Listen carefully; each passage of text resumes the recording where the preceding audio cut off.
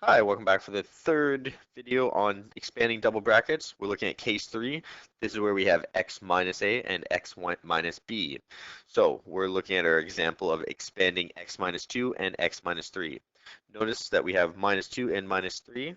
So where that's going to make a difference is step 2. We'll see a difference there. Step 3, we have minus 2, and step 4, we have our minus 2 and minus 3. So it's really only our first step that's not going to change. So what I mean is that always, for all these ones, we're still going to get an x squared because we do not have a leading coefficient on either x or x. So we've done our first term there with just simply x. Let's look at our second one. So we have, let's write it up here, x times x is x squared. Second, we have our x times minus 3. So we're going to add on x times minus 3. Then we're going to do add on negative 2 times by x. And then step 4, we have negative 2 times by negative 3. We want to make that simpler, so we want to simplify that. So how do we do that? Well, we have x times minus 3, so that's minus 3x. Then we have negative 2 times x, so that's negative 2x. And negative 2 times negative 3 is positive 6. Now, once again, as always, look at these inside two terms here. This is the step that people forget is to fully simplify, and you'll lose the marks or lose the 1 mark or 2 marks or all the marks, depending on how many parts to the question. So in the inside, we have negative 3x and negative 2x. We get minus 5x and add 6. So let's go over to the next page, and we're going to look at the other method, the grid method. So here we're doing x minus 2, x minus 3. So we draw our 2 by 2 grid. Then we're going to write our term on top for our first bracket, and then our terms on the left-hand side for our second bracket. Remember, include those operators. So what I mean is those signs, those minus 2, minus 3. Then we need to step 3, multiply out. So where the row and column meets, we want to just multiply there. So we do x times x and fill it in, x squared. I work across like I'm reading a page. So I do x times my minus 2. So I know that's minus 2x. Then I'm doing negative 3 times by x, which is negative 3x. And lastly, negative 3 times negative 2, which is positive 6. Here we're going to add all the terms together. So we have x squared plus negative 2x plus negative 3x plus 6.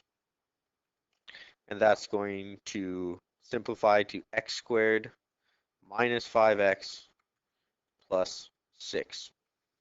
That's once again, because those two inside terms we can add together to get a negative 5x, and add a negative, we just get a negative.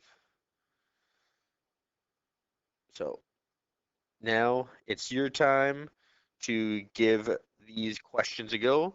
So at this point, pause the video, and when you're ready, press play, and we'll go through the answers. So, welcome back. We're going to go through these answers for expanding with our third case. So here, x times x, this is going to be x squared.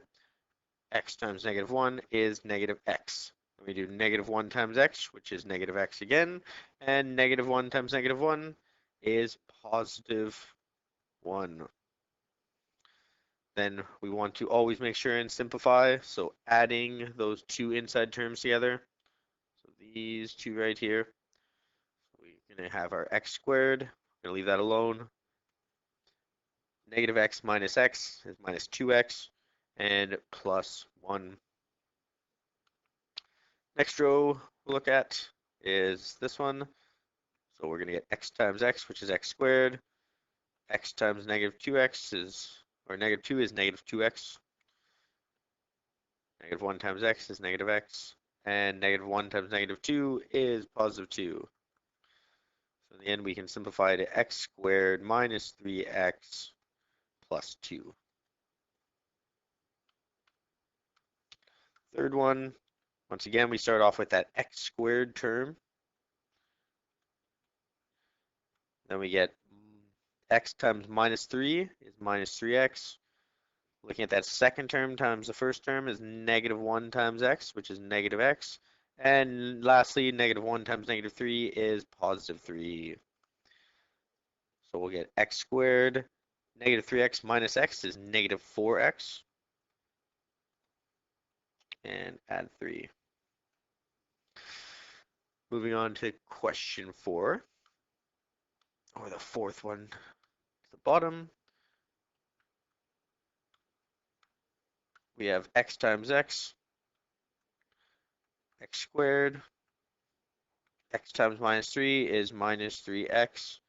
Negative 2 times x is negative 2x. And negative 2 times negative 3 is positive 6. Add these together, we'll get x squared minus 5x plus 6, which notice has been one of our examples, or it looks like one of our examples. And last guy right down here at the bottom, we're going to do, it requires us doing a little bit of work first. Remembering that when we see something written like this, it just means that we are multiplying the base by the base because it's squared. So we can write out x minus 3, x minus 3. And now it looks like something we can work with.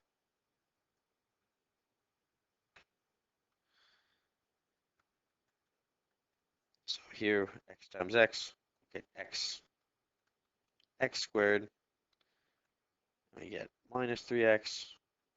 We know that the other term has to be a minus 3x then, and we can add on 9. So we get x squared minus 6x plus 9. So at this point, we're kind of covered all the cases of expanding double brackets with single power or no coefficient in front of the x. So we will do some triple brackets and more, but let's get on to factorizing expressions into double brackets.